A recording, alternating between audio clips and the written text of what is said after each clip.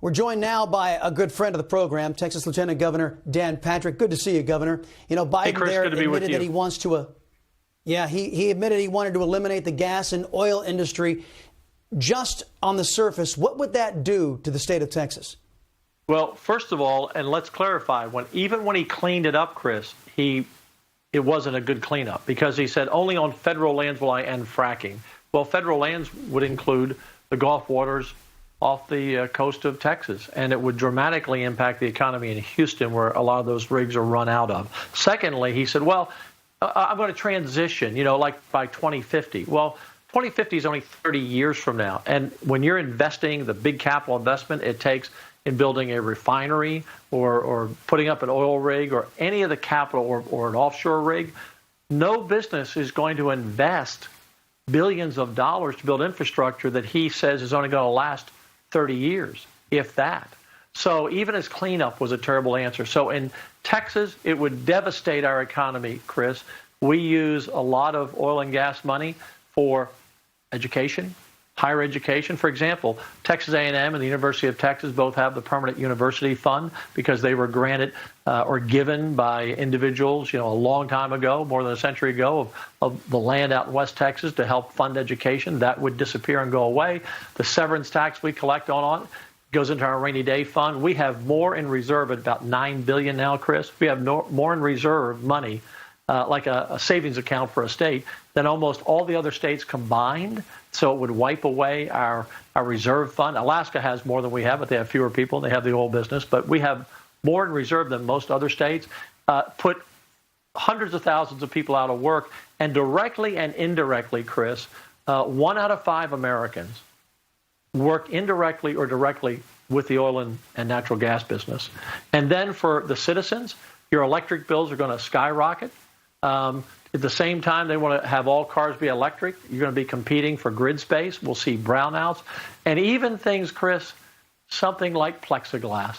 Where do you think that comes from, which we need a lot of today? Right. From the oil industry. Folks, if you want to see, you know what, Governor, I'm looking out to California. If you want to see what America's future will be, just look at California. They can't keep the lights on. The whole damn state's burning down. Look, let me ask you this, because President Trump, unlike presidents from both parties in the past, he actually delivered on energy independence. Now, it seems that Mr. Biden wants to go back and make us dependent on foreign nations again. Yeah. Chris, for the first time in our nation's history, we were exporting oil, well, in some cases, oil and natural gas for the first time to some various countries. But we actually became an exporter, and Texas became an exporter. And we are bringing the cost of natural gas down in Europe, which helps undermine Russia from funding their government because they were the only natural gas providers.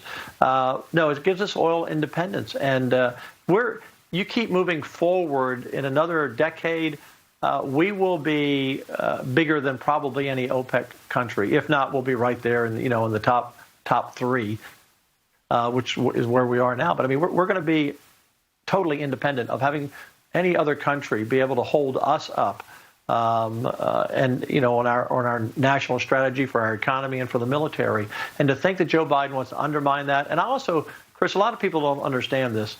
And we have, by the way, we have more wind in Texas than any other state. We do have a lot of big windmills. However, they're all subsidized, and solar is subsidized. If you take away the oil and gas industry can survive on their own. Like you say, they get tax incentives, but different than what we're doing for the oil, for the wind and solar. And by the way, I don't support those subsidies. I don't think we should do them. I think a private business ought to be able to stand on their own. And so the cost of solar and wind is sky high. And the only reason it even works is because taxpayers are funding it, because the left in this country wants us to transition out of oil and gas. They're just on this fever pitch of getting rid of oil and gas for a purpose that no one can really prove scientifically that it's impacting the climate. We're all impacting the climate at some level, and the climate itself, the environment we're in, itself changes. But they want to put us back in the Paris Accords, where we would be the only country to play by the rules, and China wouldn't. Even Biden said that. I think he said in that interview or that debate, he said, "Well, China will come in, in 2035." Yeah, maybe, Anybody's ever been to China? Maybe. Yeah, the air is terrible. Hey, you and I both know what they're after. I mean, with natural gas, it's clean burning fuel. They don't want that either. It's an attack on prosperity. It's an attack on America. Yeah, well, exactly. Yeah, we're the Saudi Arabia of natural gas, for crying out loud. Absolutely. Let me get to some electoral politics with you, because you've got some pollsters, I'm making air quotes here, pollsters out there who say that Texas could be in play. The Cook Political Report says, oh, yes, Texas is now a toss-up. Look, you pay attention to the numbers better than anybody I know. What is the reality on the ground in Texas? So the reality on the ground is that Trump will win Texas, Cornyn will win Texas, and the race might be closer than the 9-point victory that it was, a few years ago, because the Democrats have come on a little bit stronger and registered new voters. But Trump's going to win, and Cornyn will win, and we're not a toss-up state. Chris, we are right now, as we sit here today, we have, not counting today, I haven't seen today's returns, but as of yesterday, we've voted about 8.6 million people. Now, we had a total of 8.9 million vote in the Hillary Trump election in 2016. We're probably going to end up somewhere between 11.5 and 12.5 million. I know that's a spread of a million, but probably close to 12 million people. So it's going to be about 3 million more people. But the left is acting like, well, those are all Democrats, and they're not all Democrats. We have many Republicans that we've registered, and many people who have moved here, some California Democrats, but others from all over the country have come here because we don't have an income tax. They like our freedom and independence. They like the Texas can-do spirit. So, they're acting as if every new voter is a Democrat, and they're not.